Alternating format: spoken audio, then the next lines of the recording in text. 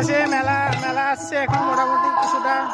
আর এদিকে হচ্ছে খিচুড়ির প্রিপারেশন হচ্ছে এখানে, তো হবে দেখাচ্ছি কি হচ্ছে খিচুড়ির প্রিপারেশন।